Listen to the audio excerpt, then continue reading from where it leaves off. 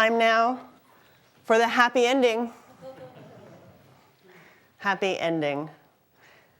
The very words raise my suspicions. That's not the way things really are. Stories, even true stories, are fabrications.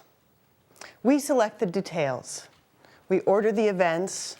We choose what to emphasize, what to leave out. And we decide when they end, that is, how they end. We tell stories in order to make meaning, to make sense of the world, of ourselves. And the way a story ends tells us what it means. A student of mine the other day was analyzing a narrative, a screenplay, and he said, I thought it was a love story, but then it didn't have a happy ending.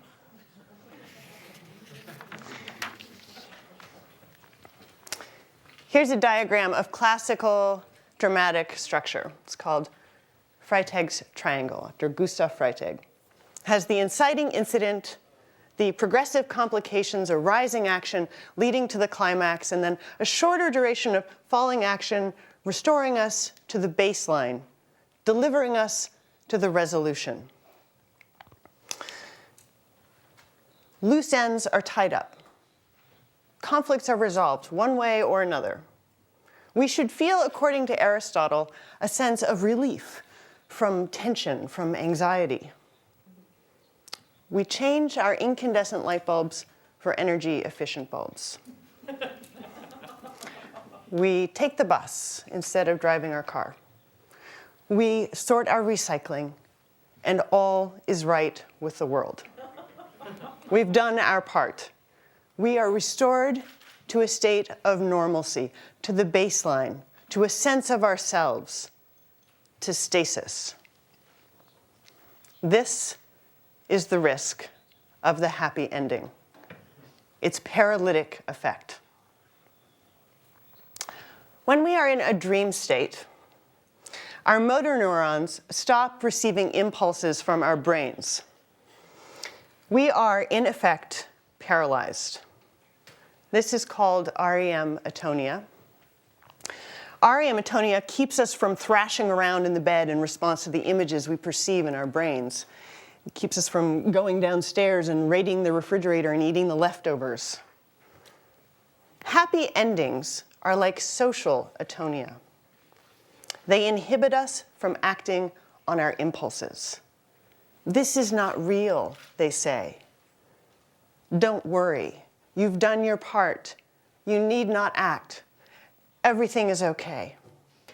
But clearly, everything is not okay.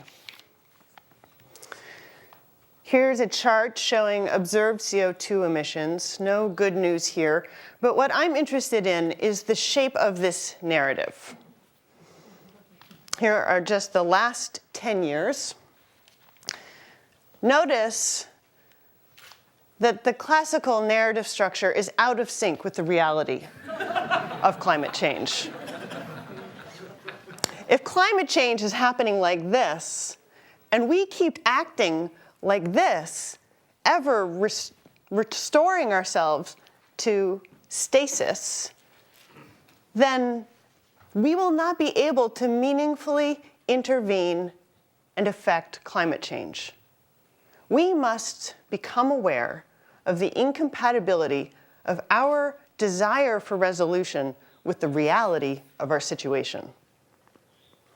We need a way of conceiving of our world, of making meaning that is not dependent upon resolution.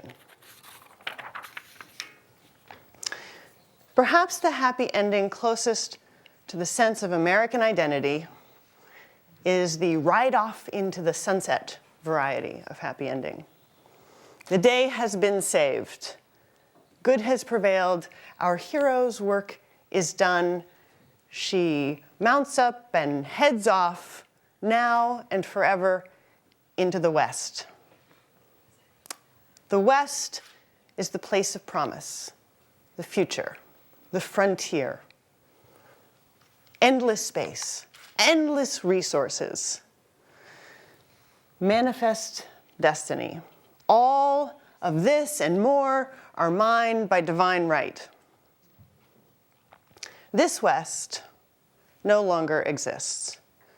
The West is now someone else's East. Our sunset is someone else's sunrise. And if we happen to be Skyping with a friend on the other side of the international dateline, we can witness them both at once.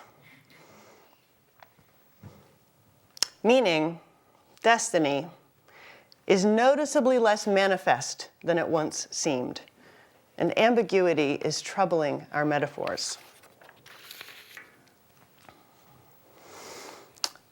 Last August, Kim Kardashian married Prince Humphries. About 6 weeks later, E! Network aired a 2-part special, Kim's Fairy Tale Wedding. About 3 weeks after that, Kim Kardashian filed for divorce. And about a month after that, E! Network began airing the second season of Kourtney and Kim Take New York, which documented the weeks between I do and I want a divorce. Now, it is easy to feel cynical about all this, but beware, cynicism is another form of paralysis. And I think cynicism might keep us from recognizing something important here, and even hopeful, a shift in the way that we relate to the world. The Kardashian drama strikes me as a productive disruption of a stultifying narrative convention. So here's Freytag's triangle. Boy meets girl, boy loses girl, boy gets girl back, they get married, happily ever after, cue the sunset. But in the case of the Kardashian love story, we start with the actual happy ending, the wedding. Then we get the story of the happy ending, the courtship and the romance and the wedding itself. And then we get the alternate, actual, unhappy ending. And then we get the story of the unhappy ending.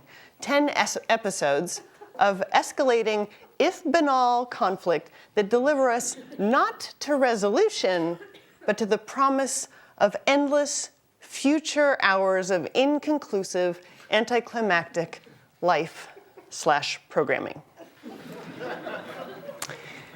I propose this as a possible antidote to the paralytic effect of the happy ending. It isn't so much happiness that attracts us to a happy ending, but rather the sense of certainty, the satisfaction of resolution. The story of low-energy light bulbs is not only appealing in its simplicity, in its doability. It has the seductive completeness of narrative. I did my part. My work is done. I am restored to a sense of myself as myself. It is much harder to see the cause and effect at work in political activism. Maybe on a very good day of lobbying for policy reform, one might be able to imagine a happy ending, but one is not likely to experience it. Because this is not a narrative. This is how it actually is, how it actually happens. This is life, and life is all middle. Life is all progressive complication, ever unresolved, always uncertain. What if instead of feeding our craving for resolution, we cultivate an appetite for uncertainty? This will require that we develop the ability, the critical resources, the intellectual and imaginative and moral fortitude, the willingness, and even the desire to abide on that quavering cusp between this moment and the next. I think the sunset can still serve as our metaphor. It's always been an interestingly ambiguous trope, both end and beginning, a confluence of hope and desire. By claiming this essential ambiguity, we can become aware. We can wake up, unfreeze. We can imagine and do what has to be done. If we start with the happy ending and then just put it behind us, this moment